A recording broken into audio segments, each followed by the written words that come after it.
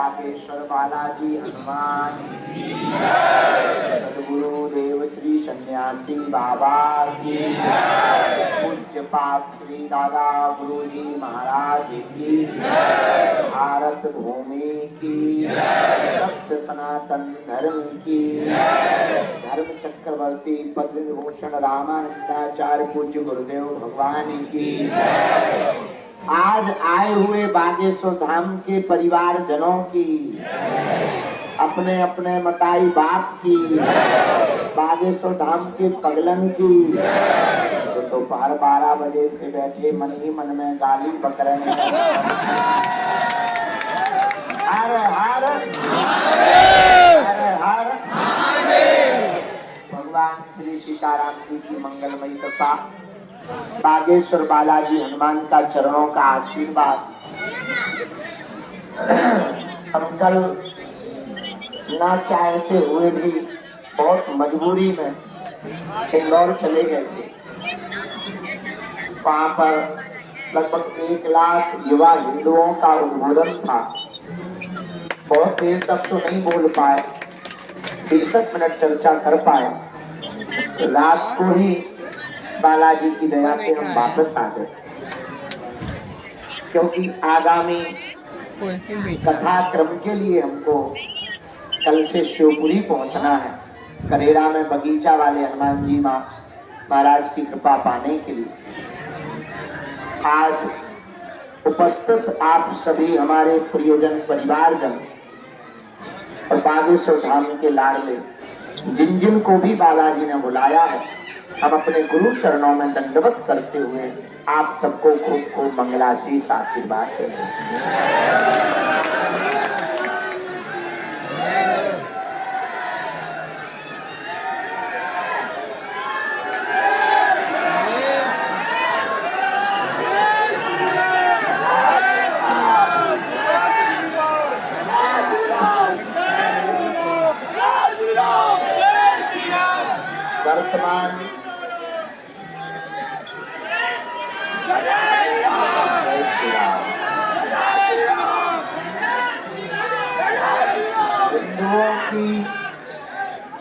वर्तमान में हिंदुओं की विकराल परिस्थिति से जो समस्त हिंदू समाज गुजर रहा है, दलित शोषितों के नाम पर उनको हे दृष्टि से घृणा दृष्टि से जो देखा गया,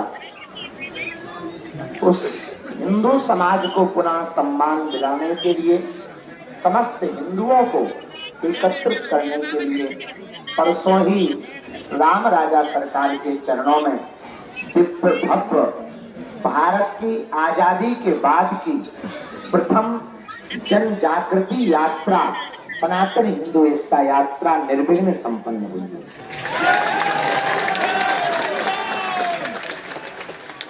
भारत के इतिहास काल में जो आजादी के लिए लोग घर घर से निकले थे, अब पुनः अपनी हिंदू संस्कृति को बचाने के लिए बांग्लादेश में हो रहे हिंदुओं पर अत्याचार, पश्चिम बंगाल में हो रही बहन बेटियों पर अत्याचार, हिंदुओं बहराइच, नूर, मेवाड़, मणिपुर में हो रहे हिंदुओं पर अत्याचार, मंदिरों को मस्जिदों में तब्दील कर रहे विशेष वर्ग के लोगों को मुंहतोड़ जवाब देने के लिए समस्त हिंदू समाज एकत्रित हो रहा है।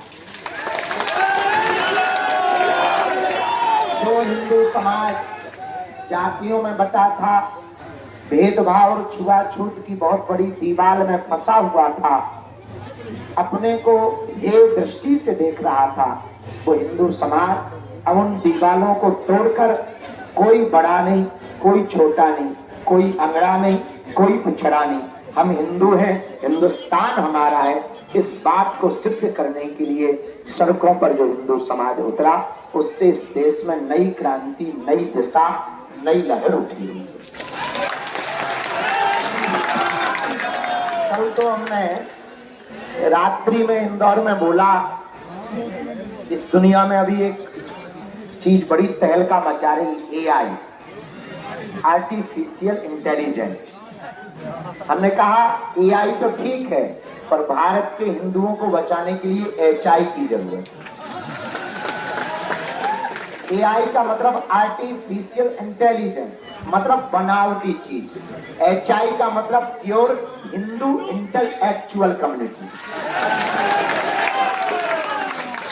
अब हिंदू भी हो तो इंटेलेक्चुअल हो। इंटेलेक्चुअल का मतलब पढ़ा लिखा, तर्कवादी। वो पुराना भेदभाव, वो जात पात, वो ऊंच नीच, वो छुआछूत, इन सब के ऊपर उठ करके, जैसे अभी इजराइल के लोग लड़ रहे हैं, तो इसलिए लड़ रहे हैं कि वो अपनी संस्कृति को बचाना चाह रहे हैं, और हम इसलिए लड़ रहे हैं कि हम अपने हिंदुओं को बचाना चाह रहे हैं। अगर हम HI पर फोकस नहीं करेंगे, हिंदू इंटेलेक्चुअल नहीं होगा, कम्युनिटी ऑफ पावर, जब तक हिंदू एक नहीं होगा तब तक हिंदू कभी भी बच नहीं सकता, और हिंदू नहीं बचेगा तो हिंदुस्तान नहीं बचेगा। एक बात पर विचार करना, फिर हम आगे की बात रखेंगे। सोचो, मानो अगर ये भारत इस्लामिक राष्ट्र हो जाए तो क्या होगा? दो तीन बातें होगी। ना तो यहाँ हिंदू बचेंगे, ना फिर कोई जैन होगा, ना कोई सिख होगा, ना कोई बुद्ध होगा, सब या तो मुल्ला होंगे नहीं तो देश होंगे।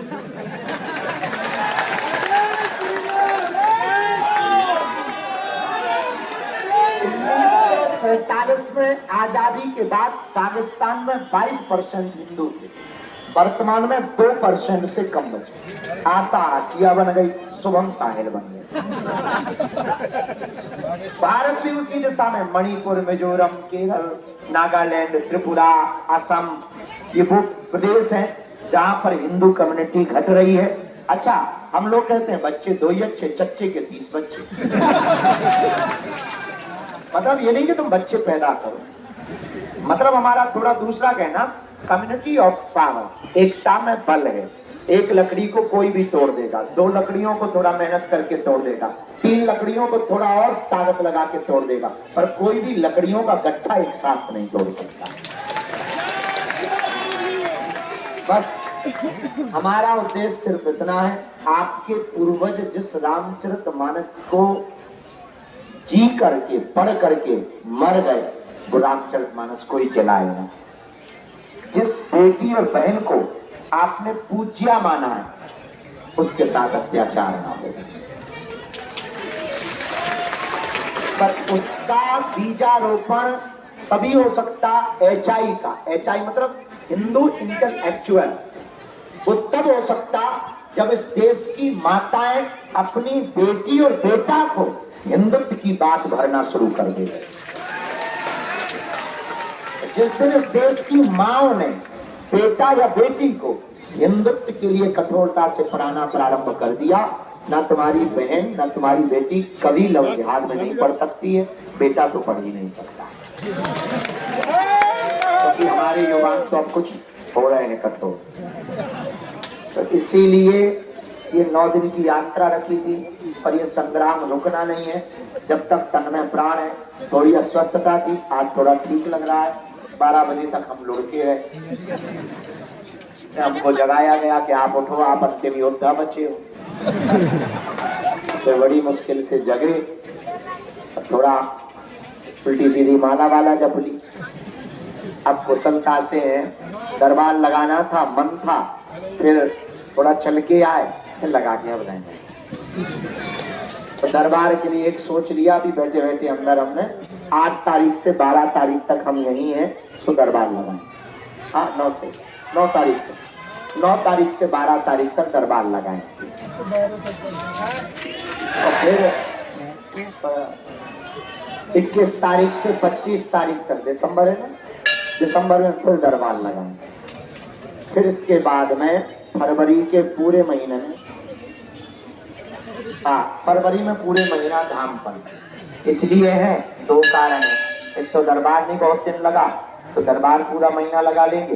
दूसरा कारण है, हाँ समझदार है, के बने हमारे चेला हमसे ही आगे बोल रहे। 26 फरवरी को शिवरात्रि है। भारत का पहला तीर्थ बागेश्वर धाम है, जहाँ की दान पेटियों से गरीब बेटियों का विवाह होता है। और इस बार आप लोग सब मिलकर 251 बेटियों का विवाह करवा रहे हैं। उन बेटियों का जिनके माँ बाप नहीं है, जिनके परिवारजन नहीं है, उसमें 108 तो केवल आदिवासी बेटियां।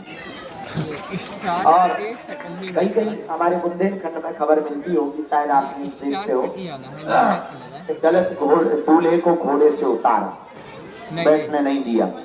अब हमने विचार किया है, इस देश में ना कोई दलित है, ना कोई एससी है, ना कोई एसटी है, सब हिंदू हैं।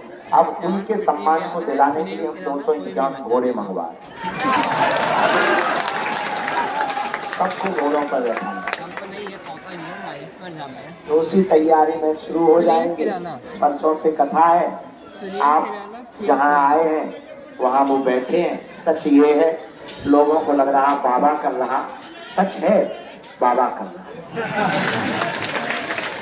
लोगों को लग रहा बाबा कर रहा, बाबा कर रहा, पर सच है बाबा कर रहा। बागेश्वर बालाजी करवा रहे हैं, उन्हीं की क्षमता है। हमें लगता है इस देश में हिंदुओं के लिए एक नया इतिहास लिखने के लिए ही बागेश्वर बालाजी यहाँ प्रकट भरे, क्योंकि दरबार से तो केवल एक लोगों की समस्या का बात है, कल्याण होना, पर 100 करोड़ हिंदुओं का भला तो हिंदू राष्ट्र से हो।